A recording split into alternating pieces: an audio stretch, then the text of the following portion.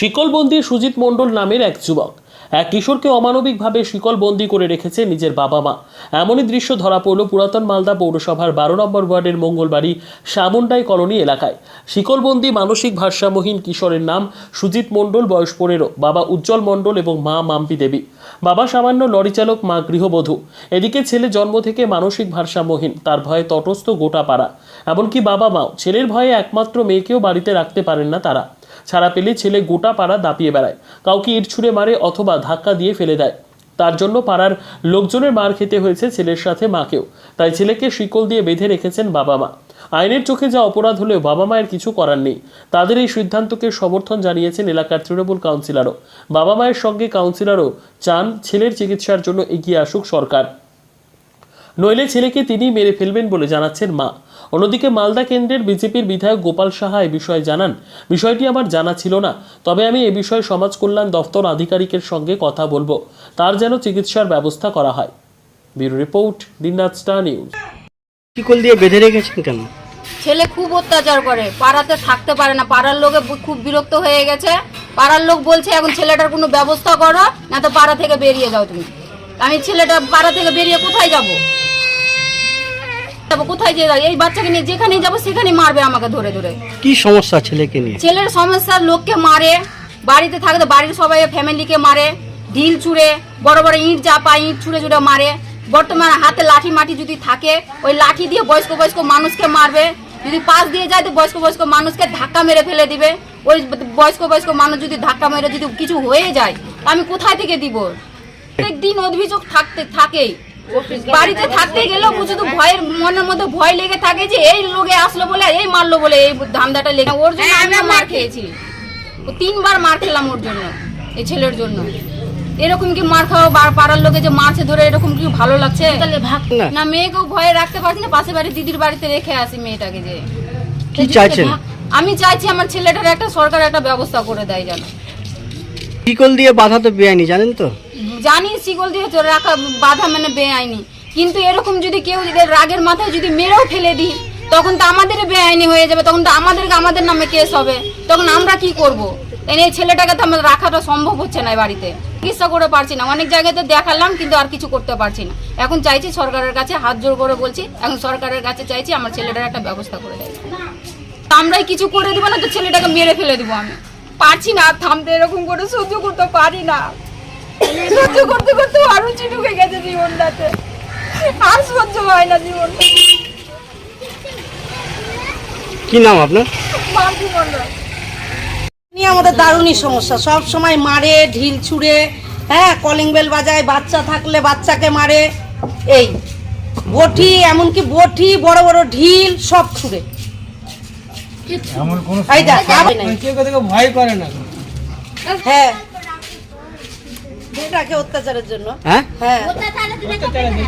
অত্যাচারের জন্য বেঁধে রাখে। আপনারা কি চাইছেন এলাকাবাসী হিসেবে?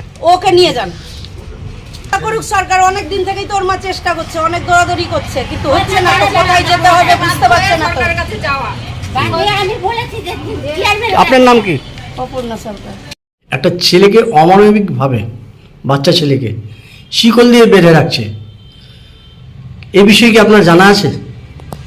এই ব্যাপারটা আমি না, আমাদের গোটা পাড়াই জানে।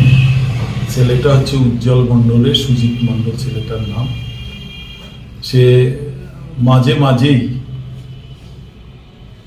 পাড়ায় বিভিন্ন জায়গায় বিভিন্ন মানুষের সঙ্গে ওর কোনো কথা নাই, কথা বলছে না, কিন্তু ঝট করে একটা মানুষকে ইট মেরে দিচ্ছে, কাউকে লাঠি মারছে। এগুলো করাতে পাড়ার মানুষও বারে বারে গিয়ে আমাদের কাছে অভিযোগ করছে, ওর বাবা মায়ের কাছেও করছে। বাবা মা বাধ্য হয়ে, যেটা শিকল দিয়ে বেঁধে রাখা নিষেধ আছে সরকারের, মানে অনেক সময় সেই নিষেধকে গুরুত্ব না দিয়ে বেঁধে রাখে, কারণ তারা ওই ছেলে দ্বারা অনেক সময় অশান্তিতে পড়ে যাচ্ছে। ছেলেটা অ্যাবনর্মাল, এখন বয়স যখন বাড়ছে তার এই জিনিসটা, যেরকম যে মারধর করা, ইট ছোড়া, এটাও বেড়ে যাচ্ছে। আমরা নিজেও কাউন্সিলর হিসাবে অনেকবার তার বাড়িতেও গিয়েছি, এখানেও ডেকে ছেলেটাকে অনেকবার কাউন্সিলিং করেছি, কিন্তু ছেলেটার সঙ্গে যখন কথা বলা যায় সে কোনো কথা বলে না, সে যে কথাগুলো বলাচ্ছে সেটাও শোনে না, অন্য মনস্ক হয়ে থাকে। গতকালও একটা ঘটনা ঘটেছে, একটা মানুষকে, মহিলাকে মেরেছে, পরে সেই বাড়ির প্রায় 14টা আশেপাশের মহিলারা গিয়ে তাদের বাড়িতে ঝামেলা করেছে। সেই সুজিত মণ্ডল যে ছেলেটা, তার বাবা উজ্জ্বল মণ্ডলের বাড়িতে গিয়ে গতকালও তার মা এখানে এসেছিল, এখানে খুব কান্নাকাটি করছিল। আমরা চাই যে সরকার এই সুজিত মণ্ডলের ব্যাপারটা যদি দেখে, যদি কোথায় তাকে সরকারি হোম থেকে শুরু করে বা কোনো জায়গায় যদি রাখা যায়, তাহলে আমাদের এলাকার মানুষও শান্তি পায়, পরিবারটাও শান্তি পায়। যদি সরকার কোনো ব্যবস্থা না করে, আমার ধারণা ওই পরিবারে আগামী দিন বড় ধরনের কোনো অঘটন ঘটতেও পারে।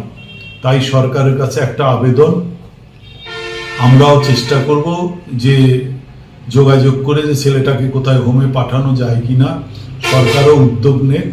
সেই পরিবারটা শুধু নয়, ওই এলাকার মানুষও যাতে শান্তিতে থাকতে পারে। কেন যেভাবে ইট লাঠি চালায় আমরা দেখি, অনেক সময় অনেক মানুষও মরে যেতে পারে, তাহলে এই অশান্তিটা আরো বাড়বে। তাই সরকারের কাছে আবার আমার অনুরোধ কাউন্সিলর হিসাবে, যে সরকার এমন একটা ব্যবস্থা করুক যাতে ওই দারিদ্র সীমার নিচে বসবাস করে যে উজ্জ্বল মণ্ডল, যে ছেলেটা সুজিত মণ্ডল, তাদের পরিবারও শান্তি পাক। 12 নম্বর ওয়ার্ডের মানুষ শুধু নয়, আশেপাশের ওয়ার্ডেও এই ধরনের ঘটনা ঘটায়, মানুষ, এলাকার মানুষও শান্তি পাক, এই আশায় আমি রাখছি। অ্যাকচুয়ালি বাবা মা খুব অশান্তিতে আছে, কারো ছেলে মেয়ে যদি এই পরিস্থিতি থাকে, স্বাভাবিক সেটা হওয়াটাই, অশান্তির মধ্যে জীবনযাপন করছে। এবং যেটা শুনে মনে হয়েছে যে সে মানে অ্যাবনর্মাল টাইপের কিছু, তো তার চিকিৎসা আছে, ট্রিটমেন্ট আছে, মেডিকেল সায়েন্স তার জন্য আছে, তার জন্য তো বিরক্তি হলে হবে না। তো যেটা আমি জানি যে সোশ্যাল ওয়েলফেয়ার ডিপার্টমেন্ট আছে, পশ্চিমবঙ্গ সরকারের সমাজ কল্যাণ দপ্তর আছে, সেই দপ্তর থেকে বিষয়গুলো দেখা হয়। বিভিন্ন হোমও আছে, যদি কিছু এক্সেস কিছু মনে হয়, আমার মনে হয় যে তাকে যদি হোমে রাখা হয় আর হোমে রেখে যদি তার চিকিৎসা করা হয়, আমার মনে হয় সে চিকিৎসায় সুস্থ হয়ে উঠবে। আমার মনে হয় এটা আমাদের মাননীয় এসডিও সাহেব আছেন, মালদা সদর যে এসডিও সাহেব আছেন, ডিস্ট্রিক্ট ম্যাজিস্ট্রেটও আছেন, তাদের দেখা উচিত। আমি পার্সোনালি যখন শুনলাম বিষয়টা, আমি কথা বলবো মাননীয় এসডিও সাহেবের সাথে, মাননীয় ডিএম সাহেবের সাথে, বিষয়টা কী করে তাকে, তার পরিবারকে এবং তাকে রিলিফ দেওয়া যায়।